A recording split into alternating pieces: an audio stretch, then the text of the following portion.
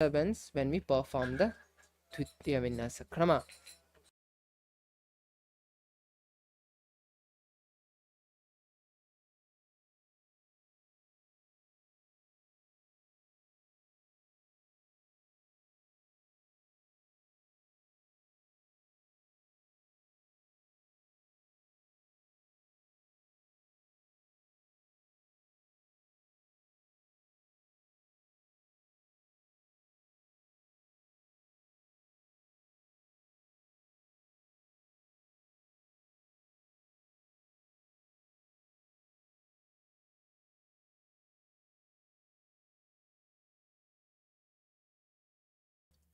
Now, we'll be seeing a quick recap of the 12 components of the Dvitiya Vinyasa Krama, with the first one being the asana. As we know, the asanas are the various body postures that we are performing. Perform these asanas with as much intensity as you can, but do not strain yourself throughout the sequence. Allow this whole process to be an intense, fun, and energizing process. And I request all the participants who are pregnant, who have any permanent diseases or major injuries like fractures, to not perform asanas in this Dvitiya Vinyasa. Do not strain your doctor before you perform this sequence.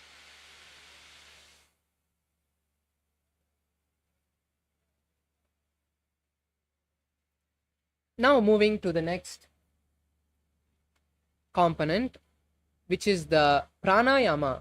The pranayamas are the various breathing techniques. They are also called kumbhakas, and they help us to pull as much prana from our space around us and exhale only the unwanted energy, locking the prana inside the body. The next is the mudras, the various hand and body gestures.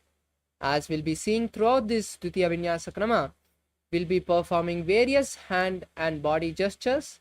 Follow along as much as you can. Next is the bandha, the body locks. There are 4 body locks, bandhas. First of which is the Mula Bandha, shown in a red circle. This Mula Bandha is contracting the perineal floor. Perform this Mula Bandha throughout the sequence. If no bandha has been announced, perform the Mula Bandha by default, and do it as much as you can. Next is the Udyana Bandha, pulling the stomach in and up. This Udyana Bandha will be shown in a yellow circle. Next is the Jalandhara Bandha, locking the chin to the chest, shown in a blue circle. And finally, performing all of these 3 together in the Mahamudra Bandha. Next component is the visualization. The visualization is an important component, as whatever we visualize now will directly go into our bioenergy and biomemory. So visualizing the right items, the right visualizations is very important. So we'll be visualizing various gods, sages, and other sacred objects. So make sure that you hold these visualizations when you perform the asanas. Next is the karana, the various dance postures. These dance postures were performed by Paramashiva itself when he created this cosmos, and they have been downloaded by the ancient rishis and inscribed in the temples. These karanas help us to visualize ourselves in the same space of Paramashiva when he manifested this cosmos. The next is the japa. The japa is the chanting of the Mahavakyas internally, visualizing them in our throat center. As we perform the sequence, various Mahavakyas will be announced, and you can hold them and visualize them as much as you can. Next is the chanting of the Shastra Pramanas, which allows us to remember the authenticity of this yoga sequence and remember that these asanas have been blessed to us as a gift by Paramashiva. The next is the weights. The weights have been revealed by Paramashiva and have been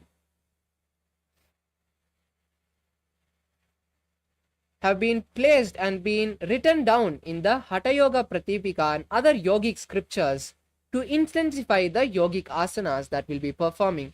So, as much as you can, if you want to intensify and make this whole sequence more challenging, you can add weights into the sequence.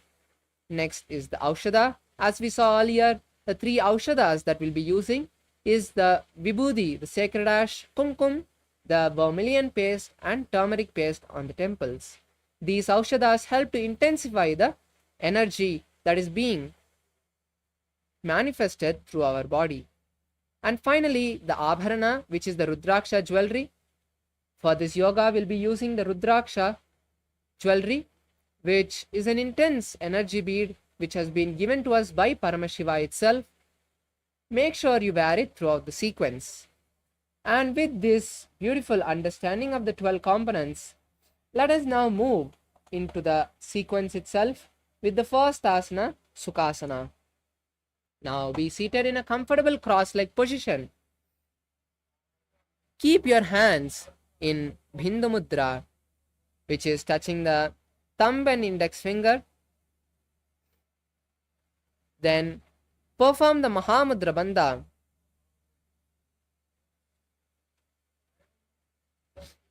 And visualize Paramashiva. Start performing the Samana Kumbhaka for this first set of asanas. As you inhale, hold the breath, visualizing intense fire in your stomach, and then exhale. Hold the first japa Soham in your inner space. Tatsukha asanam ityuktam ashaktas tat samacharet asanam vijitam yena jitam tena jagatrayam. The next is Parvatasana. Now, keeping the legs in the same position or in Padmasana, raise your hands above the head with the palms together. Visualize the beautiful Mount Kailash and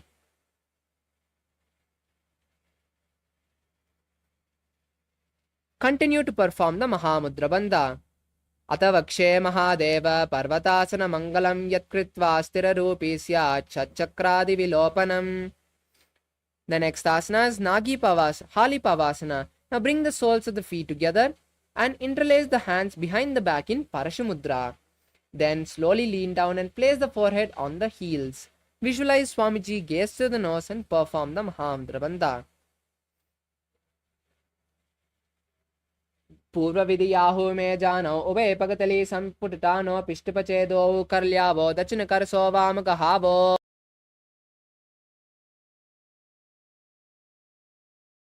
The next is Nagi Pavasana. Now raising up, bring the forearms to the side of the shins and the palms cupped next to the feet. Visualizing a snake, lean down and place the forehead again on the soles of the feet, visualizing a cobra. Gaze to the nose and continue to perform the Mahamudra Bandha. Purva Vidhi Agane Chauho Hi Kaho Nipanasya Lagayi Hat Dagane Darti Lagave Pasari Do Hat Ki Anjuri Kare.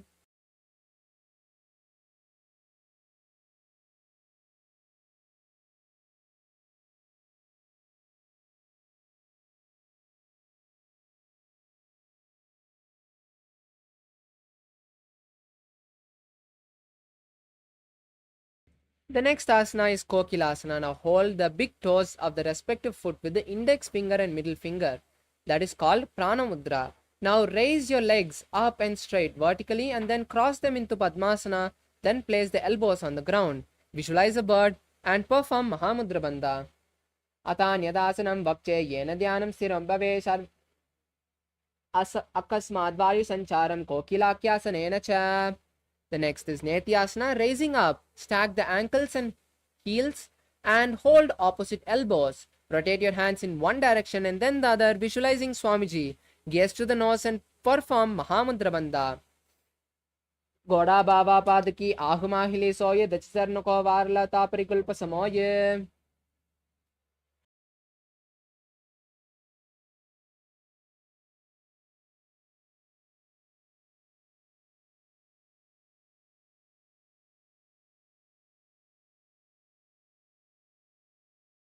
Next asana is Gajasana. Now place your hands in the front of your mat and then the feet behind, coming into a plank position with the hips up. Then start scooping your body Repeatedly visualizing an elephant. Perform Udyana Bandha. Nujyam padagre bhumau kritva lambi boyamastakagre nidaya nitambam murtamunnamaya nabi laksham bhumo nasika maniya. The next is Nikrikshasana. Now, stop scooping the body and alternate raising one heel off the mat and pressing the other. Visualize a bear and perform Udyana Bandha. Ekaikam padama kunjagajasanam kuryat rikshasanam bhavati. Next is Vaishyasana. Stand tall on the tip of your big toes. Bring the little index, middle and ring fingers to the heart center. Visualize Swamiji and perform Udyana Bandha. केशेन पादयुगलं तद्वातिष्ठेत दोमुखः अथ वैश्यावक्षे यत्कृत्वा सत्यवान् भवेत्. The next is the first karna of the sequence, which is Urdhvajanu karna. Now coming to a half squatted position, bring the knees bent, heels together and toes pointed out. Place the hands parallel to the ground in front of the heart center with the elbows at the shoulder level. Now, with the right hand and right leg, make a circular motion from the inside out. Then, visualizing Paramashiva, perform this again on the opposite side.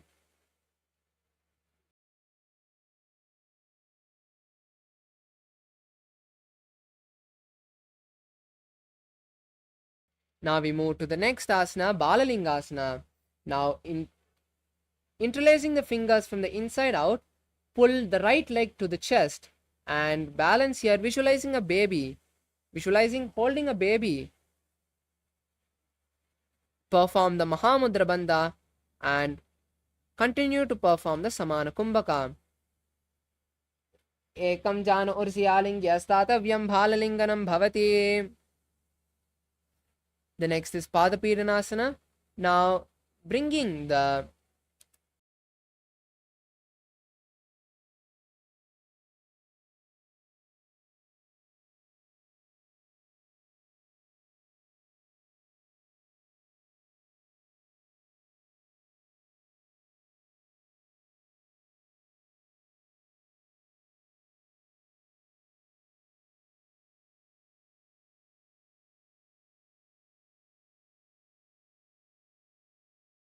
Now, performing Padapidanasana, pull one leg to the perineum, to the back and hold it with both the hands.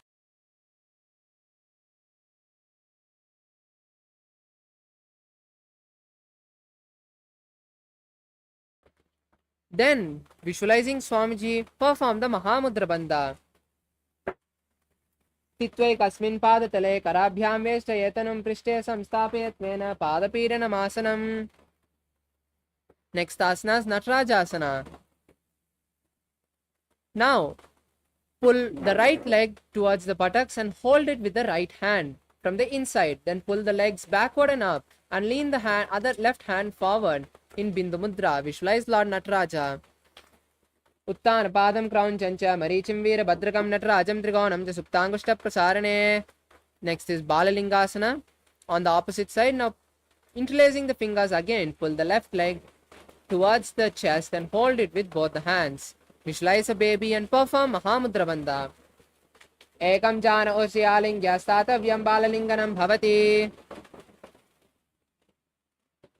Now we move to Padapidanasana.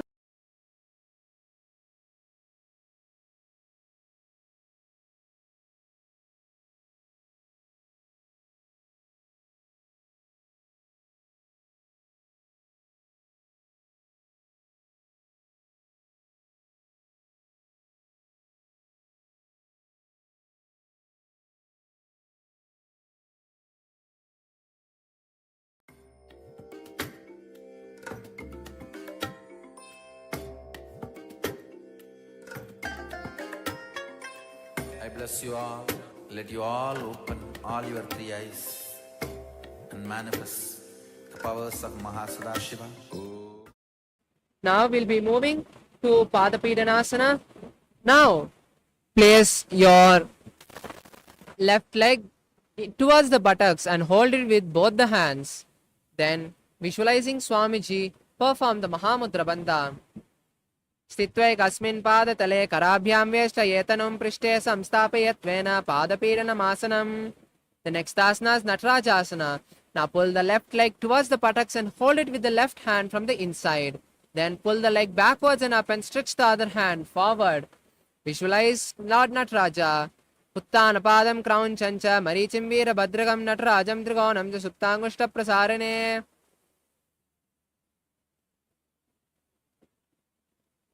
Now we move to Ardharechita Karana. Now come back to the half squatting position and keep the hands parallel to the ground in front of the chest.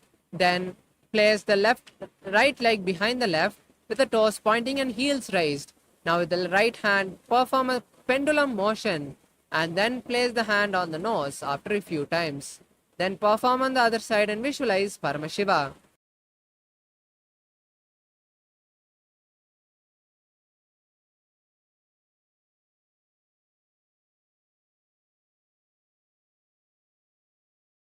Now we move to the next is skeleton dance. Intensely start shaking your body in all directions. Visualize yourself as a complete skeleton structure and shake your body intensely. Visualizing yourself as pure bones, all the laziness and tiredness leaving your body.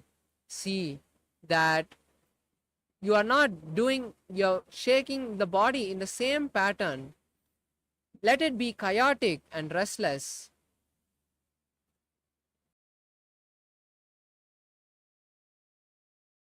Now relax. Let's move to the next Karana, which is the Katichina Karana. Now, come to a half squatting position again and cross your hands above the head. Then, visualizing Paramashiva, turn to the right and open the hands wide. Then come back to the center and cross the palms. Repeat this again and again on both sides.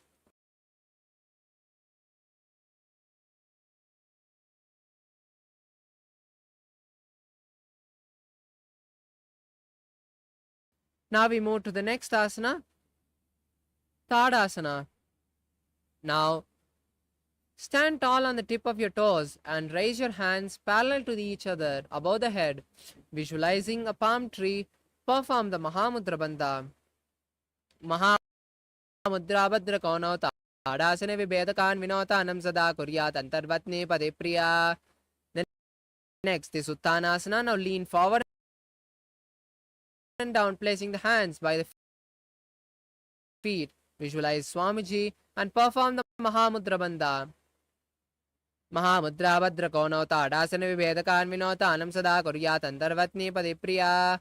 Next is Tarakshvasana. Place your hands parallel to each other. And coming to a plank position, tuck your chin to the chest and roll from side to side. Visualize Swamiji in your inner space. Gajasana vastitva mastakam varam varam dakshinagukshem savyagukshem naye tarakshvasanam bhavati. The next is Bhujangasana. Now place your stomach on the ground and then lift the upper body with the strength of the back. Visualize a cobra. Open your mouth and inhale through the back of the throat and exhale through the nose in Bhujangani Mudra. Angushtanabhi Paryantam Madhobhuma Vininyaset Karabhyam Chadram Dritva Urdashisha Primihi. The next is Shashasana. Now raise up to a plank position. Alternate bringing one knee to the chest. Again and again, visualize Swamiji in your inner space. From this asana, start performing the Sahaja Kumbhaka, which is inhaling, holding the breath and exhaling comfortably. Gajasana samsitau janudvayamakuncha varam varam kartavyam shashasanam bhavati. Now in Ratasana, place one foot between the hands and repeat alternating them again and again, visualizing a chariot. Gajasana samsitau ekaikam padam puro margena bhramayitva kartavyam Ratasanam bhavati. Now place one foot between the hands and keep the toes pointed forward and the back foot toe keep it sideways. Then raise the hands above the head, keeping them parallel and bend forward, bringing the front knee to a 90-degree angle. Visualize Lord Veerabhadra, gaze to the third eye and perform Udyana Bandha. Vashishtamatakaundinyam Modakukkutameva cha Ashtavakramato Tanam Mayuram Setu Bandhanam. The next is Virabhadrasana on the opposite side.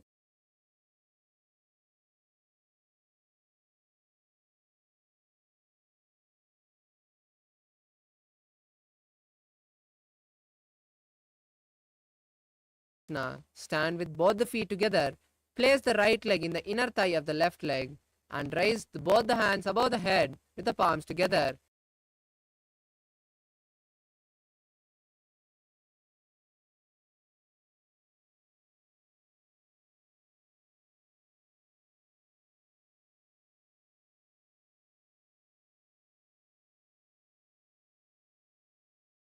Vakshayena dhyanam sthirimbhave sarvadosadvinirmukto bhavate mahabale. Now we perform Vrikshasana on the left leg.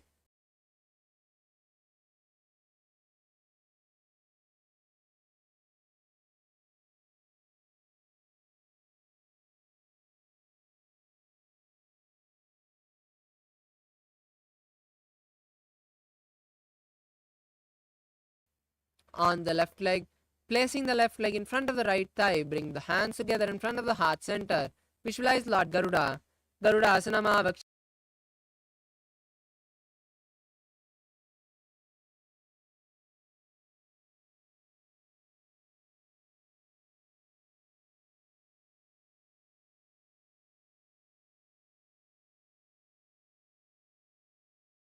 and lays the left hand towards the sky, gazing at the sky as well. Visualize the triangle. Tana Padam Crown Chancha Marichimbi.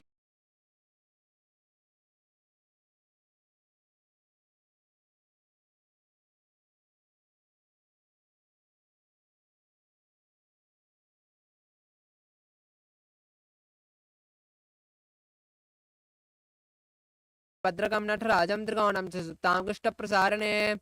Now come back to the half squatting position. Aramandi, keeping the heels together, toes pointed out and the knees slightly bent.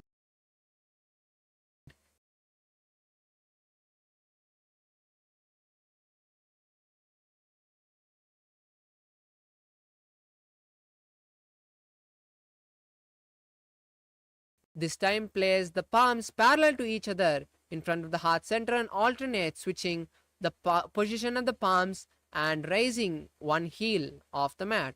Visualize Paramashiva. Now we move to Angushtasana. Now sit in a squatting position with the heels together, knees together and palms together in front of the heart center. Visualizing Swamiji start performing the Brahmari Kumbhaka.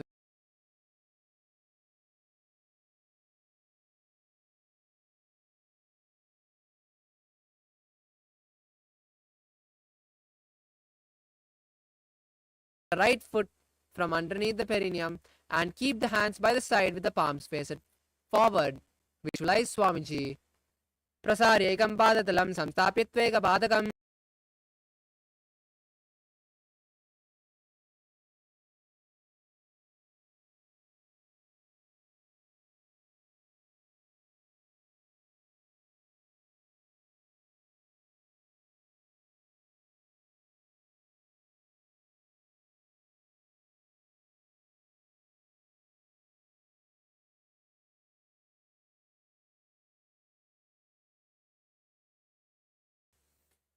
Prasaryekam padatalam samstapyatveka padakam. Now we perform Vidunanasana on the left leg. Hold the left में से एड़ी दो गुड़ा निमे से कोरबगदलिया की माहिली ice माहेरा सेमिली. The next is Kapilasana. Now place the knees on the mat and keep the hands on the respective knee. Visualize the great sage Kapila and perform Udyana Bandha. Gaze to the nose.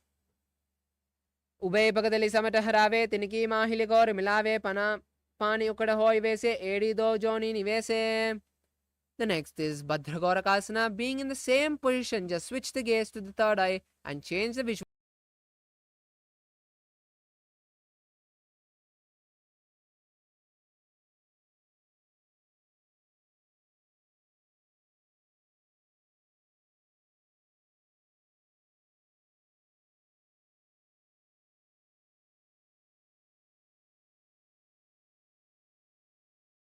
visualization, just switch the gaze to the third eye and change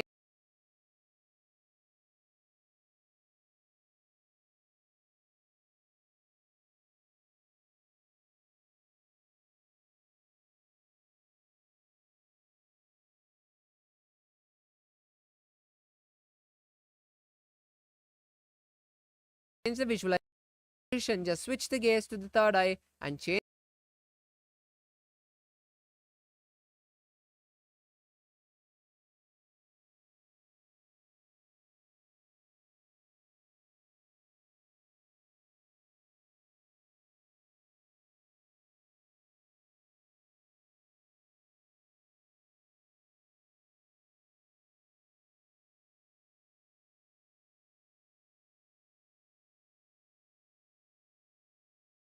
the visualization.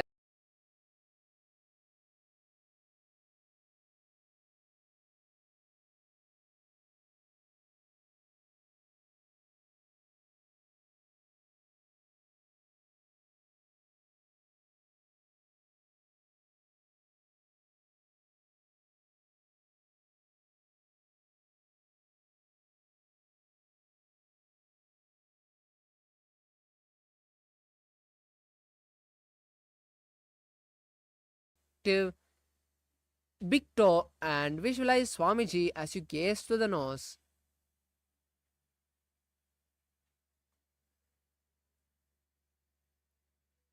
Gulpam Gulpau च वृषणस्यादौ युक्क्रमेण समाहितः पादाङ्गुष्ठौ कराभ्यां च धृत्वा च पृष्ठदेशतः. Now we move to Kakabu Sandhyasana. Bring the soles of the feet together and from the inside, wrap the knees and interlace them behind the back. Visualize a crow and gaze to the nose. प्रथमे वेस उकटठाने धो हाथ पगम्बीच आने तिनकी मोड़ी कल्या परिलावे पिष्टपचे कांकसी खरावे. Now we move to Kanipavasana. Place the hands shoulder width apart and the knees on the back of the respective hand. Lean onto the elbows and lift the legs off the mat. Visualize Swamiji. Asana Goganasi Dista Hoyi to Achi Hoyi. Now we move to Kapaliyasana. Now in the same position, slowly place the forehead on the mat. Keep the knees on the hands and slowly raise the legs and straighten the knees, finding balance. Visualize Swamiji and gaze to the nose. Sisa dharti tegi pagdo imleva ucha gugare pagdali asi disudha sumarase do hatha pagam vich ane. Now we move to Parshvamayurasana. Now come to a squatting position. From this asana we'll be performing the Rechaka Kumbhaka, which is in exhaling completely, holding the lungs empty as long as you can and inhaling. Now moving into Parshvamayurasana. In this squatting position, align the elbows to the knees and hips and lean onto the hands, stretching the legs to the side. Visualize a peacock and gaze to the third eye. Mayuram dandavat kuryan, mayuram danda namakam kuryan, mayuram parshvabhyam, mayura parsha namakam. Now we move to Parshvamayurasana on the other side. Come back to the base squatting position. Align the knees to the and hips to the elbows. Stretch the legs to the side and visualize a peacock.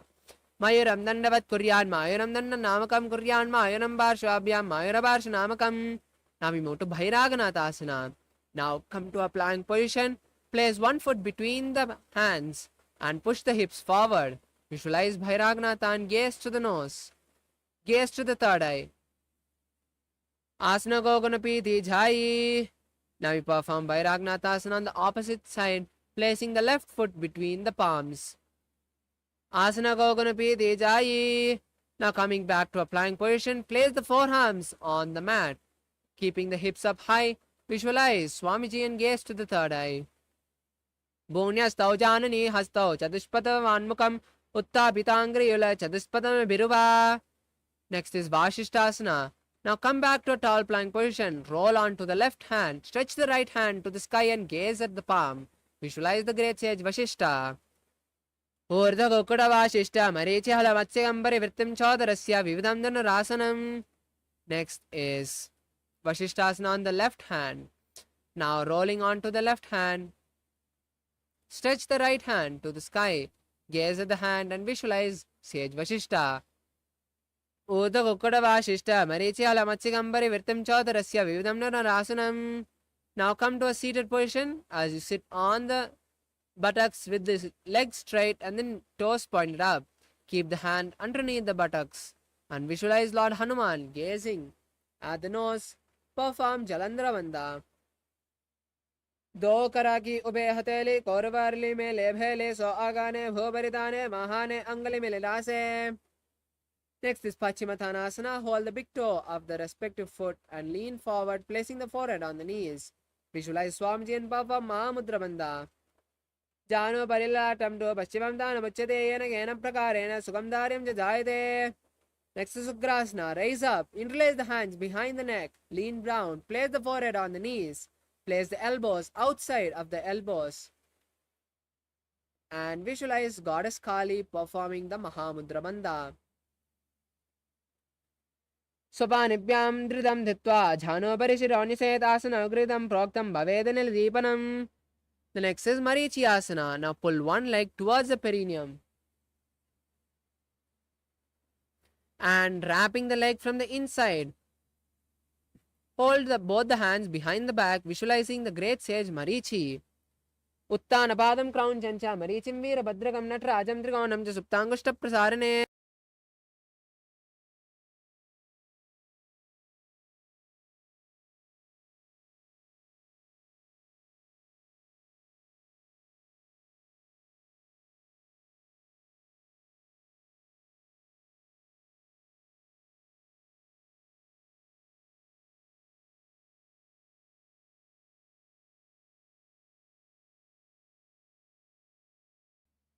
Now moving to the next asana, Mahamudrasana.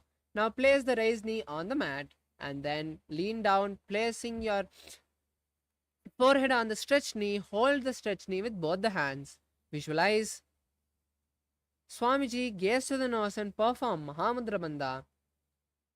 Ata Mahamudra Bhadragono Tadasane Vibhena Kanvino Tanam Sada Guryat Antarvatni Badipriya. Next is Mahamudra Marichi Asana on the opposite side. Now raise the opposite leg towards the perineum and interlace the fingers outside of the back. Visualize the great sage Marichi. Uttanabadam ground chanja Marichim Veera Bhadrakam Natrajam Trigonam Suptangushta Prasarane. Now place the raised knee down and hold the stretched leg with both your hands and place the forehead on the stretched knee. Visualize Swamiji and perform the Mahamudra Bandha. Uttanapadam crown chancha Marichim Veera Bhadrakam Natrajam Trigonam Suptangushta Prasarane. Now we perform Bhadrasana 2. Bring the soles of the feet together, holding the soles together with the hands. Visualizing Swamiji, gaze to the third eye. Gulpau Vrishana Syadaha Shivanya Pashvayokshibet Padaparshvenupanabhyam Tadambatvasu Nischalam. Now we move to Gwalipavasana. Place the hands now on the respective knee. Visualize Swamiji gazing to the nose. Perform the Jalandhara Bandha. Purachara Padcho Gahyo Sohi Vahi Vidyoki Jisoi Yade Edi Min Binya Jurase Angula Ad Andharorase. Now we move to Joni Asana. Keep the feet as close to the perineum as possible. Hold the feet with the respective hand. Place the forehead on the ground in front of the legs. Visualize the Yoni Mandala and gaze to the nose. Do Pagdali Samputakare Animate Gating Gadare Ardahatako Antarrase Latapgatalya Upardase. Next is Midiki Pavasana. Now raise up, stretch the hands parallel to the shoulders, and then place the forehead on the soles of the feet. Visualize Swamiji and gaze to the nose. Purva Vidhi Pagadali Samputa Soli Edi Milirase Yediasu Magli Kani Angolado Atre Lat Datilgave. Next is Siddha Samadhi Asana. Now raise up, insert the hands underneath the soles of the feet, and keep the palms facing up. Place the forehead in front of the toes and visualize Lord Surya as you gaze to the nose.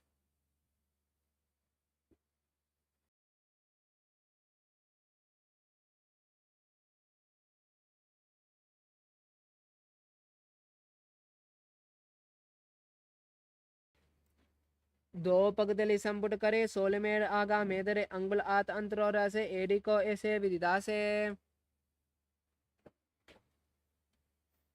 Now raise up and fold the soles of the feet together. Then open the feet like a book and visualize Swamiji as you gaze to the nose. दो पकतिली अड़ी धरती मगवा made लगावे पकतिली माहिली core अंगूठा सिद्धि सुधि जोड़े. Next is Charapati Chokasana. Place your hands on the knees and gently press them down. Visualize Swamiji and gaze to the nose.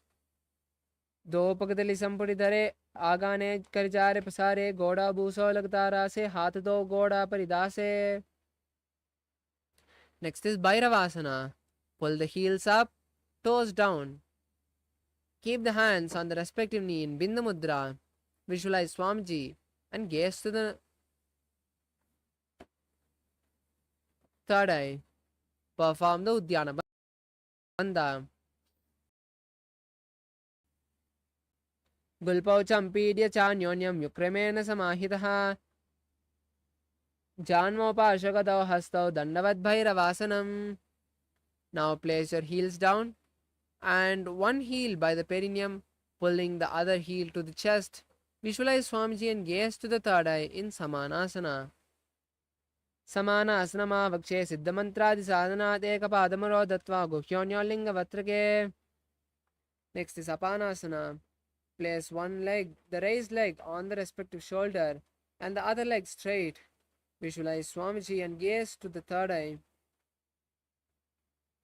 केवलं पादमे कञ्चे स्कन्धे चारोऽपि यत्नतः एकपादेन गगने तिष्ठेतनन्दवत्प्रभो. Next is Apanasana on the opposite side. Now place one foot by the perineum, the other foot by the chest, and visualize Swamiji and gaze to the third eye. Samana asanama vakshe siddhamantradi sadhanat ekapadamaro dattva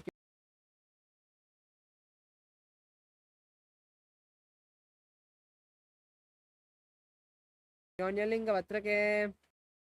Now we perform Apanasana on the opposite side. Place the raised knee on the respective shoulder. Stretch the other foot straight. And keep the hands by the side for balance. Visualize Swamiji and gaze to the third eye. केवलं पादमे कञ्च स्कन्धे चारोऽपि यत्नतः एकपादेन गगने तिष्ठेतनन्दवत्प्रभो. Next is Gomakasana.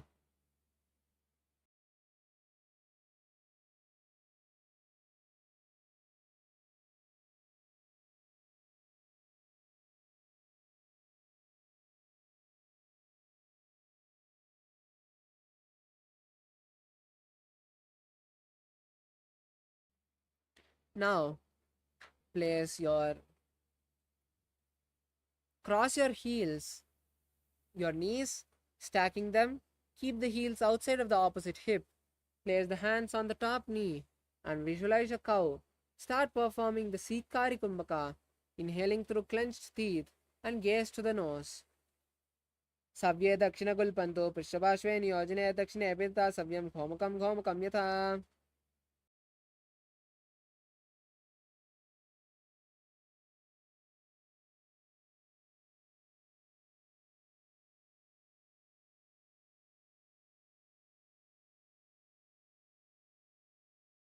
Now we move to Anusuyasana.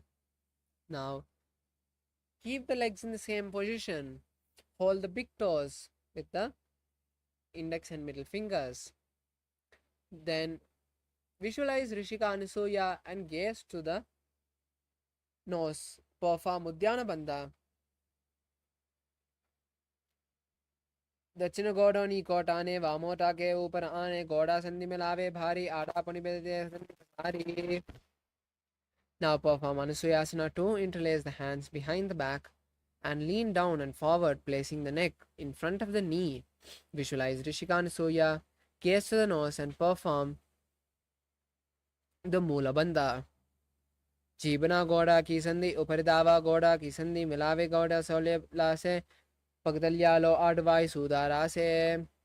Now rise up in Garudasana 2. Keep one foot by the perineum, the other foot flat, the knee by the chest. Visualize Lord Garuda and gaze to the nose. दावो पगमोडी येडी माहिला गुल्प मूलद्वारिनी छेदे बेसे जीवनी पगली धरती टेगी गोडो unjo uborase. Now perform Naradasana as you sit on the heel touching the perineum, gazing to the third eye. Interlace the hands behind the neck and turn outside of the raised knee. Visualize Lord Narada and gaze to the third eye. पिष्ट जुवाम पगदली केरी भूपरिता ही लगावे peri गोड़ा संद पनो है जोई दचपासिदी रावे सोई. The next is Matsyapitakasana. Now place the right leg on the left thigh and place the left hand on the left toe and then hold the left shin with the right hand. Visualize the Matsya, the fish avatar of Lord Vishnu, and gaze to the nose.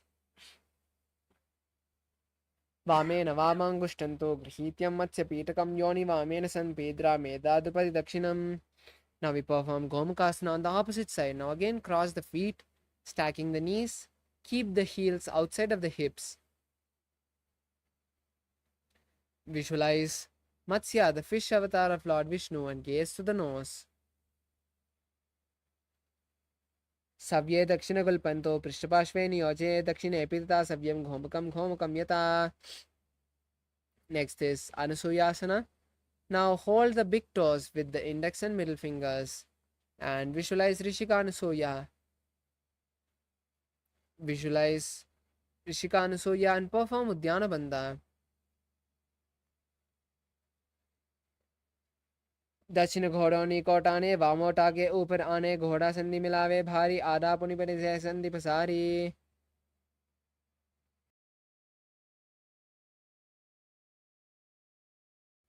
Now we move to Anusuyasana 2. Interlace the hands behind the back and lean down.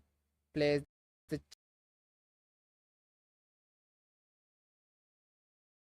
chin in front of the knees and visualize Rishika Anusuya. Perform Udyana Bandha.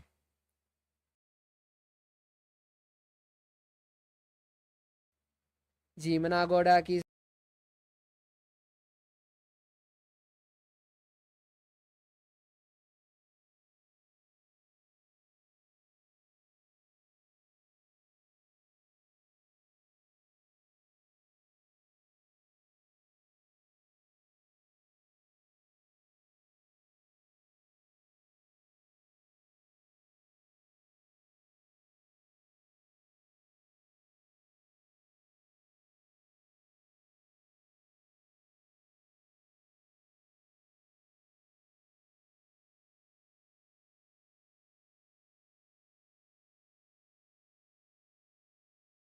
संधि उपरिदावा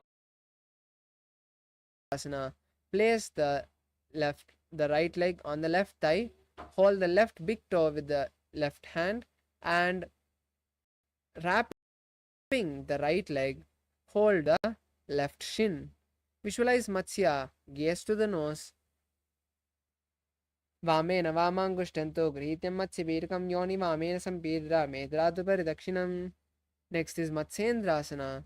Now stretch your legs and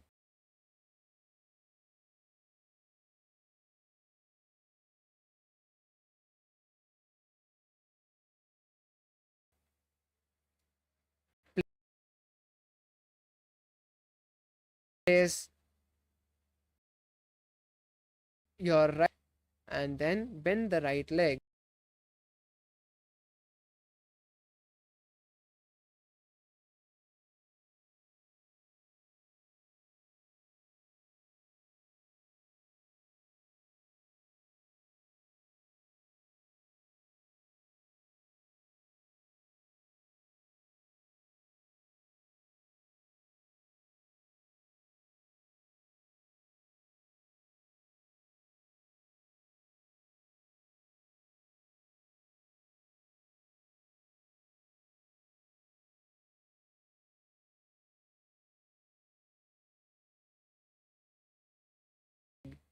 Then turn and manifest of Mahasadashiva. Om Nithyananda Paramashivoham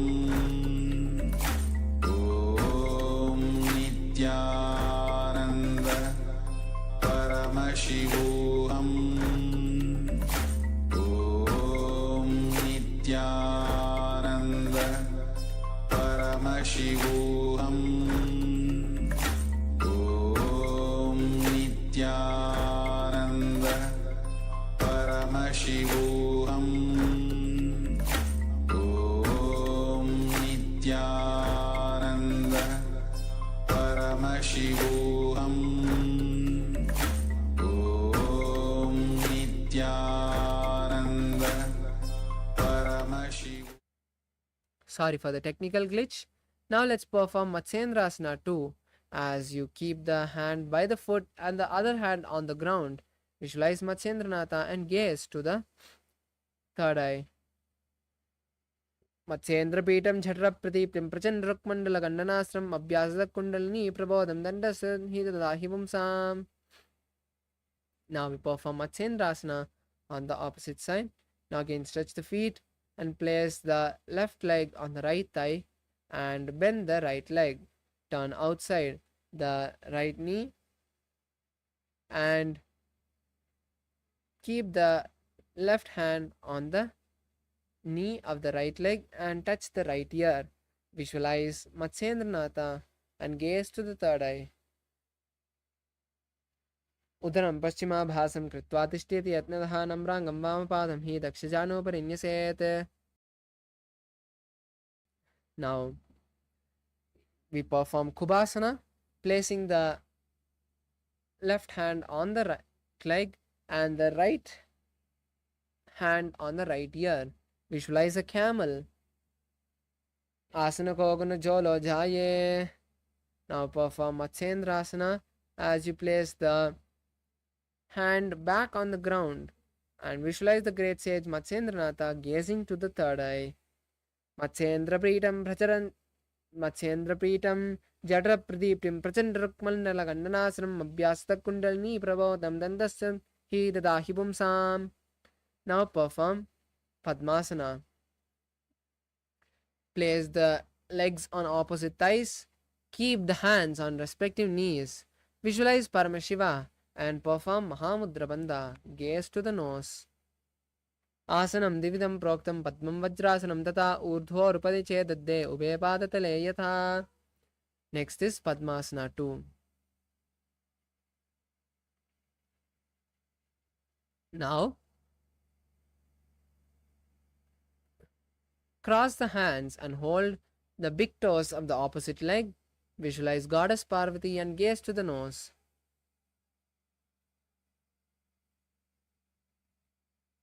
Uttaram Uttano Charano Kritva Uru Samsto Pratnataha Uru Madhyagato Tano Pani Kritva Tadisho. Now we move to Kukutasana. Now insert your hands between the gaps of the thighs and calves. Lift the body off the ground, visualizing a rooster. Start performing the Sahaja Kumbhaka.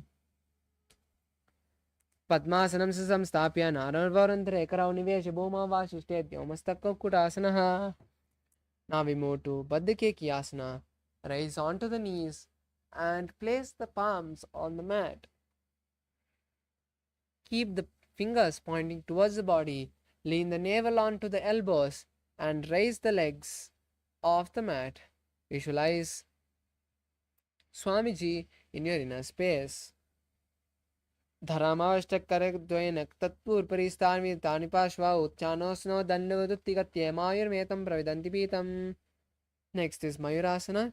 Now come to a kneeling position with the hands still on the mat.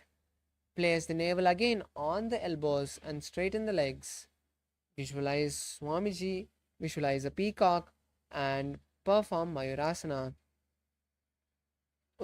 Atavakshe Mahadeva Mayurasana Uttamam Bhumau Nipadya Stotva Kurpuropari Dehakam. Now relax onto your stomach. Interlace your hands behind your neck. Keep the legs wide with the toes pointed outwards. Visualize a crocodile in your inner space.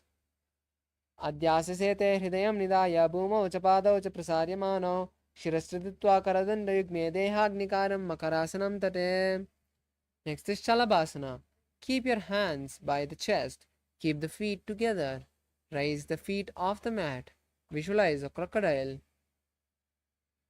Adhyasasete karayugmam vaksho bhumim avashtabhya karayosthalabhyam padau ch shunye ch vitasti viordvam vadanti vitam shalabam munindraha. Now we move to Ustrasana. Bend the knees and bring them to the side of the hips and push them as low as possible. Visualize a camel. Adhyasate te padayugmam vastam prishte nidabhya dhidam karabhyam padau akunchet samyagudarajakadam ushtanchapitam yogino bhavadanti. Now hold the leg from the inside and lift the legs up simultaneously with the upper body. Bend the back as much as you can and visualize a camel. प्रसार्य पादौ भुविदण्डरूपौ करच पृष्ठे तत्पादयुग्मं कृत्वा धनुस्तुल्यवितस्थिताग्रं निगद्य योगी धनुरासनं तते. Now sit in a comfortable position on your heels with the toes flat. Keep your hands on the knees. Visualize Swamiji and gaze to the third eye. Hold the new japa Om Nithyananda Paramashivoham. उल्टा मोड़ी पावतो वैसे बहुरो जगति करे एक वेचे पादम पावन महिला गुल्प जाओ कुलापासिति लावे सो.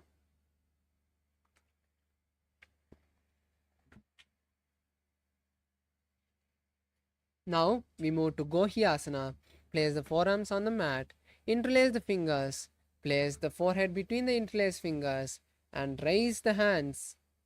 Raise the legs up, going into a handstand. Visualize Swamiji, gaze to the third eye. Viparitam mandalam cha vidhamtaha do hath ki kahuni joyi puniha kalave jade doyi. Now we move to Shirasasana. Now stretch the legs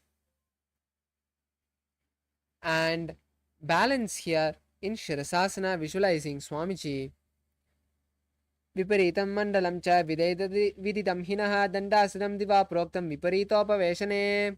Now relax. Come to a seated position. Place your hands underneath the calves and pull the legs towards the forehead. We'll be performing the Bhastika Kumbhaka for the following asanas. Visualize Swamiji and start performing the Bhastika Kumbhaka. दो हाथ पर आने गोड़ा तरे Kong सीटाने अंगुष्ठ पिंडली लगता दरे चरण ube आसादिसी करे. Now relax your legs. Cross the hands behind the back, holding opposite shoulders. Visualize Swamiji and raise the legs off the mat to a 45-degree angle. Visualize a maze. Uttana shainam kritva pado militva prasaya nidambam bhumau sprishya hastabhyam kandram badva tichtet. Next is Naukasana. Now relax your legs. Stretch your hands parallel to the ground or place the forearms by your hips. Then again raise your legs off the mat to a 45-degree angle. Visualize a boat and gaze to the third eye. Uttana shainam kurparabhyam bhumim avashtabhyastasyo nidambam nidyam. Now we move to Rudrasana. Bring the soles of the feet together. Insert your hands underneath the soles and pull them towards the chest. Visualize Lord Rudra and gaze to the nose. Pagadali samput kare hastasya paga ucha paga anguta do leyo parli kani talave. Next is Unmukha Pitasana. Lie on your back with the soles of the feet together. Then keep the hands by the heels. Lift the hips up and tuck the chin to the chest in Jalandhara Bandha. Perform Morsha Kumbhaka, inhaling and exhaling through the gaps, through the Jalandhara Bandha. Visualize Swamiji and gaze to the nose. Urdhve cha jhanuni kritva shavithorvamukam thata uttapya hastau tishthetu pita unmukha namake. Now relax.